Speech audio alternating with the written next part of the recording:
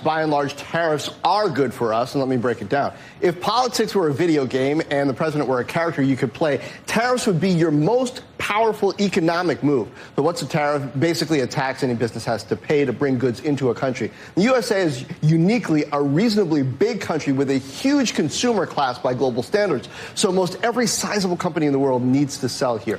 The argument against tariffs is that they just tax the U.S. consumer. If you say I have to pay $100 to bring my $100 widget over from China, I'll just charge $200 for it. But it doesn't always work that way. What tariffs can also do is encourage companies to avoid the extra charge by making things here in the U.S., or they can level the playing field for U.S. manufacturers who are getting crushed by cheap imports. So you can't just swallow these headlines that claim tariffs are just a tax on U.S. consumers.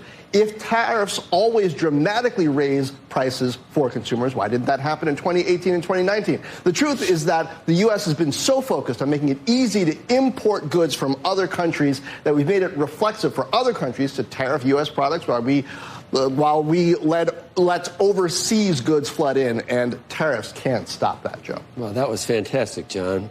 Thank you. That's John Ford. There you go. Yes. Oh.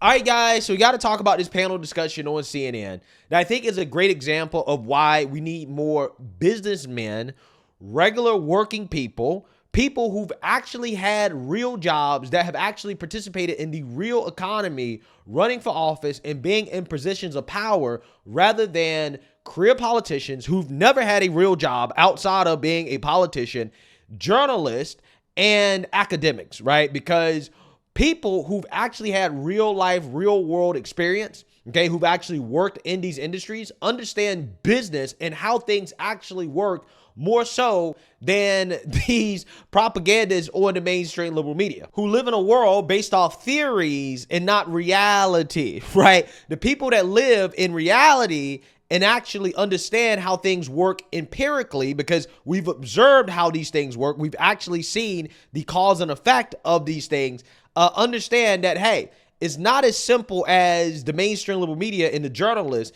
and the propagandists are making it out to be when it comes to certain economic policies, like, for example, tariffs, okay? What these people want you to believe is that Trump is going to apply a national sales tax because Trump is trying to negotiate better trade agreements and trade terms with foreign countries, including some of our allies who are taking advantage of the fact that we essentially allow them to sell their products here tax-free, but they tax the hell out of our products when we try to sell it to them, right? Which puts American workers and businesses at a disadvantage. Trump is saying, okay, we need to level the playing field. We're being taken advantage of. And the mainstream liberal media wants to make it seem like Trump is trying to destroy the U.S. economy, when Trump was doing these things as president of the United States, and none of the things that the mainstream liberal media is fear-mongering about happened. None of these things, okay? Inflation was actually lower than it was under Obama, okay? We did not see an increase in prices across the board. None of these things happened that these people are claiming that would happen as a result of Trump's tariffs, because Trump applied those tariffs strategically, and Trump is currently in negotiation mode, letting U.S. companies know, hey, you better not outsource jobs overseas, or we're going to tax the hell out of you, right, if you do that. Or, hey, this foreign country, that foreign country, understand that when I get in office, the party's over, right? You're going to have to pay up, okay? You're going to have to give us better trade terms that benefit the American people, okay? We're going to put the American people first, or else. It's really that simple. And this is something that business people who've actually worked in industry, who've done international business, understand and they know, okay? But again, the liberal journalists apparently don't, okay? Because they're living in theory world. They've never actually worked a real job. They've never actually done these things before, but they think they know it all, okay? And that is why Kevin O'Leary is going to go off on this liberal economic journalist on CNN. So without further ado, let's get into it. I don't really understand why he keeps going back to this well of more and more and more tariffs. Let me explain why. Let's take China.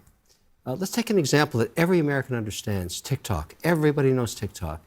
American people made a decision in Congress to ban it on midnight, Jan 19th.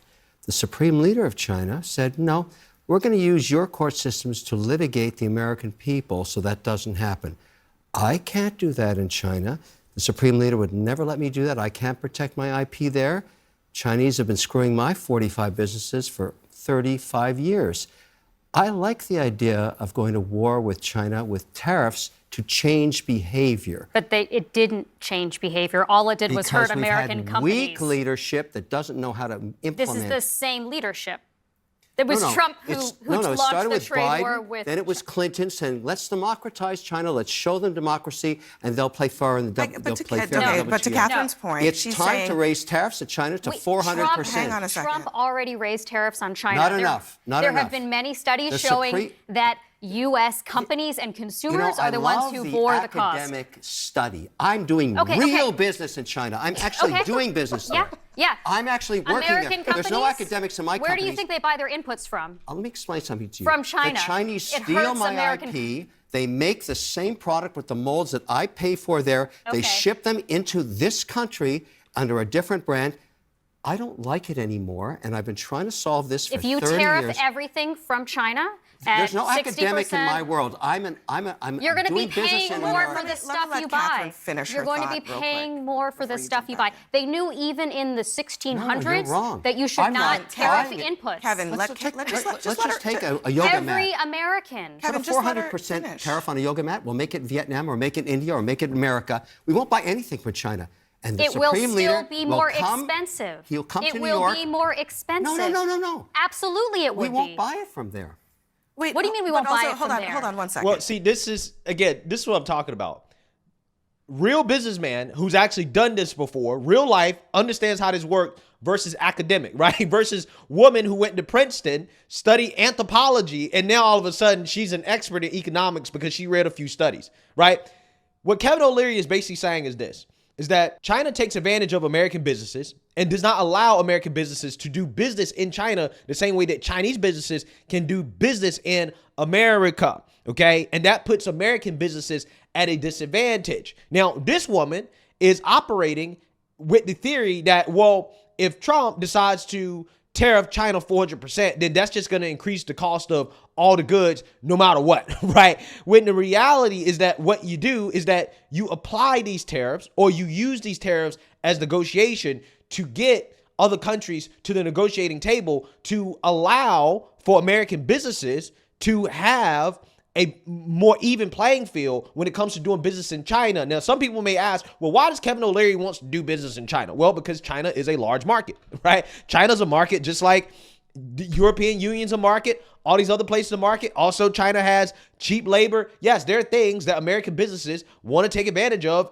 in China. And if we're allowing Chinese companies to take advantage of the American market, right, with less restrictions, with less regulations, with less rules, with less tariffs, then China needs to give American businesses that same advantage in China, right? That's what needs to happen. We need to level the playing field. And if they don't want to do that, then we will go and get our stuff from somewhere else. Either we will make it in America, or we will negotiate trade deals, better deals with our partners in Southeast Asia. Okay, that's what we will do. And in fact, that's actually what we should be doing in order to become less dependent on China. Okay, China's not the only place on earth where you can get cheap things made, right? And in fact, again, a lot of things that we made, like essential goods, should actually be made in the United States just for national security purposes, okay? We cannot and we should not outsource everything, right? We have to have some protectionism of key industries that are essential for national security in the United States of America, okay? Now, again, you know, in the ideal world, you do have low tariffs, right? You have low tariffs across the board, okay? Because that does make things cheaper, right? You can get cheaper products and services, and that's fine. But at the same time, you want to make sure you're not being taken advantage of, that you have fair trade, okay? That is what Kevin O'Leary is talking about. But again, this woman doesn't understand because she lives in academic world. She lives in theory world. She doesn't live in reality. Because I get the Why back are you and raising forth, the price? But Kevin, you're having a different. This is always what happens when we talk about Trump and the economy. People come Nothing on to do here. with Trump. Hang on. I'm talking about China. Just hang on. People come on the show, and then they defend a different economic policy than the one that Trump is advocating. He says in the clip, "What am I going to do? Negotiate with China or Mexico?" He doesn't want to negotiate. He says you're not going to get anything from them. Okay. She's an idiot. This woman is an idiot. She might be the biggest idiot on national television. I'm so serious. Every time I hear her talk, every time I hear her stick her opinion in these panel discussions when she's supposed to be a neutral journalist, I just believe she's dumb. Like, I mean, I'm so serious. Okay, she might be dumber than Kamala Harris. She has no clue how negotiations work. Of course, when you're trying to negotiate, you start off from a position of strength. You start off with a hardball position, right? You don't go into a negotiation from a position of weakness, okay? If I'm trying to sell you this phone and I say that this phone is $1,000 and I want $1,000 for it, I may be willing to sell it to you for $850, but I'm not going to tell you that, right? I'm not going to say, oh, well, I want $1,000, but I'm willing to give it to you for $850. So why the hell would you even say that you want $1,000 for it if you're already telling the person that you're going to sell it for $850? That's not how it works, okay? If I'm willing to take $850 for it, but I want to get the best deal, I'm going to say, hey, I want $1,000 and that's it. And I'm willing to walk away if you don't give me $1,000. That way, it's most likely that the person that you're negotiating with is going to give you the best offer, right? That's what you want. You want the best deal. These people are idiots. They have never worked a real job. They've never done anything in real life outside of sit on national television and play armchair analysts and pretend like they know it all when they don't know anything. You don't know anything at all about how business works. You don't know anything at all about how the economy works. You don't know anything at all about real life. But you're sitting here acting like you're holier than thou and that you know better than seasoned businessmen in regards to how things work when it comes to international business and the economy. This is lunacy. It really is. Okay, that's what he says. He does not want to negotiate. Also, the question I asked you is... She's so stupid that she doesn't realize that him saying they're not willing to negotiate is him negotiating, right? That is him saying, well, we're just going to do it, right? She doesn't even realize she's so dumb. So dumb. Where is the rest of the plan?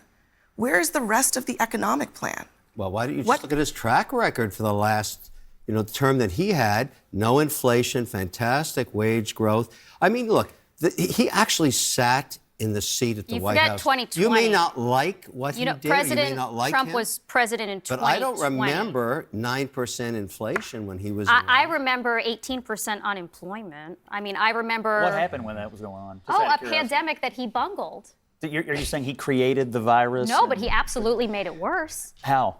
By lying about the risk, by telling people not to get tested, don't get tested. You're saying he should have personally cured the virus as the president? No, I'm saying he should have given his tests to Americans rather than to She did not say that. I mean, but Scott, okay. I'm sorry. This idea that somehow because Trump was the president that the virus has political proclivities and decided to prolong itself has been crazy to me since it's been floated. Leadership mattered at Leadership all of the virus? during that? No, I don't actually. You don't? I don't believe the virus listens to politicians. You don't think it matters that Trump withheld various kinds of testing kits and PPE from states that were asking for it, and then he told them to go buy it themselves. You think that was the masks? Is that what you think?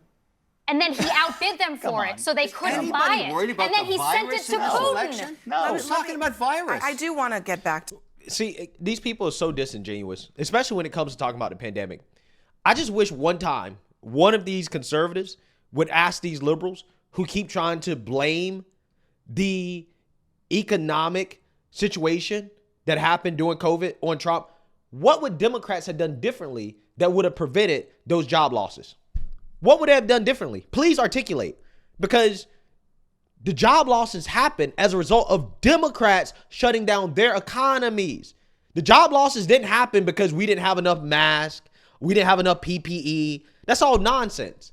That's all nonsense, especially in hindsight, right? Considering how Biden got into office and he didn't stop the spread, okay? If anything, he spread the spread because a lot of people died from COVID under Joe Biden, right?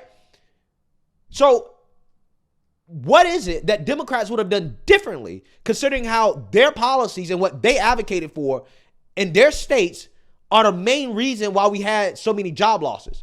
Red states did a lot better economically than blue states in regards to job losses during the pandemic because they weren't shutting down, not to the degree that Democrat states were. So again, they want to blame Trump for something that Democrats are responsible for and for policies they advocated for. What would Democrats done differently? I don't want to hear anything about if they would have got more masks, that would have saved jobs. More masks would not have saved jobs. That's nonsense. But again, she read that in a study, right? She read that in a study. So therefore, it must be true. Some liberal study, some liberal academic says that if Trump would not have given a mask to Putin, then we would not have lost so many jobs. It's amazing because these people want to have their cake and eat it too. I also love to hear them talk about how, well, Trump is not responsible for giving people stimulus checks. He shouldn't take any credit for that. That was Democrats. The Democrats are responsible for the stimulus packages. Okay, well, if that's the case, the Democrats should take full responsibility for inflation. Okay? They should take full responsibility because according to them, Trump should get no credit for the stimulus checks, no credit for any of those things, right? Which is fine, right? If Democrats want to take credit for that, fine. So you got to take full responsibility for inflation. And you also need to take full responsibility for the economic situation because, again, Democrats, according to them, are the ones that are mainly responsible for the economic policies that took place during the pandemic, right? According to their own argument. So why shouldn't they take full responsibility for the job losses? Why shouldn't they take full responsibility for inflation? Again, it's amazing how that works. They don't want to give Trump credit for the stimulus package to keep the economy open and to keep money in people's pockets while everything was shut down. He gets no credit for that whatsoever, but he takes all the blame for COVID deaths. He takes all the blame for the job losses, although a vast majority of the deaths and the job losses occurred in blue states under the leadership of blue governors. This is ludicrous, absolutely ludicrous. To the I economic mean, you are implicitly by question here, pretending it didn't Scott, happen. Republicans keep saying that this election is about the economy. Now, I guess it's maybe also about immigration, but it is about the economy when you ask voters. And again, like, I'm wondering, what else is Trump planning on doing, and can he articulate it? Well, to me, I think it's a great question, and it needs to be fleshed out. I think we should probably play the clip, though, of Harris from the Chicago Economic Club, do we not have it? Because she didn't show up to talk. So here's what I think. He's going to extend the tax cuts. He's going to rein in the federal government and the overburdensome regulatory state, which he can now do because of the Supreme Court. And he's going to take on these countries that screw American workers. That's the plan. And by the way, he's going to crack down on immigration to the benefit of American workers. He's going to deport 20 million people, the people who pick your crops, the people who process your meat, the people who, care for your grandmother, the people who serve all sorts of critical functions in this country. Yeah, he's going to deport a lot of people, and that's going to worsen the economy. In fact, there have been, like a dozen different independent economic analyses from, independent economic analyses from Goldman Sachs, AEI, Brookings, Nomura, Peterson Institute. All of them I know your argument. If you want to run on more illegal immigration, as a Democrat, go ahead. I just don't think it's going to work in the election. He wants to deport 20 million. I'm not done with his. I know what his economic policy is because he has talked about it. He doesn't understand how any of it would work, but he has talked about it. He wants 10% global tariffs, which would worsen inflation. He wants to deport 20 million people, which would worsen inflation and reduce growth. He wants to politicize the Federal Reserve, which would worsen inflation. He wants to devalue the dollar, which would worsen inflation. And after all that, all of these things. The American population wants that economy back. What do you say to that? I say that we should be talking about what the policies are. They're just too dumb. Yeah, so No, all this woman has, she has economic theories and studies, but she doesn't have reality, right? She doesn't have reality. None of the things she's saying is backed up by any actual reality, right? All they do is come out and say, well, some liberal academic said that this is going to happen. Well, all of them were saying the exact same things before Trump got into office in 2016. They were saying that his economic policies weren't going to work. Trickle-down economics doesn't work. Tax cuts for the rich doesn't work. But they did work, right? They actually did work under the Trump administration. Isn't it funny how that works? It's hilarious. The same people that she cites as evidence and proof that Trump's economy is going to be a disaster in the future are probably the same people that were saying that trickle-down economics don't work. Tax cuts for the rich don't work. Except it did work. AKA supply-side economics worked, right? I mean, that's actually what it's really called, okay? They call it tax cuts for the rich and trickle-down as a smear, but it's actually called supply-side economics. It actually did work. I mean, the only thing that Trump didn't do that's a part of supply-side economics is cut spending, which he should have done, but that's neither here nor there, right? No politician ever cut spending because, they want to get reelected. But anyways, it's just amazing to me how these people who've never worked a real job, who've never done any real business, think they know more and that they're smarter than people who've actually worked real jobs and have actually done business because they read a few studies. It's crazy to me. It really is. So with that being said, this is why, again, I think that I would much rather have our government be run by businessmen, people who've actually worked real jobs, who worked in industry, real people, rather than these academic theorists, these politicians, and these journalists who've never done a damn thing in their life outside of read or study. Let me know what you guys think. Make sure you like, comment, and subscribe. Or support, share a Black conservative perspective. Peace.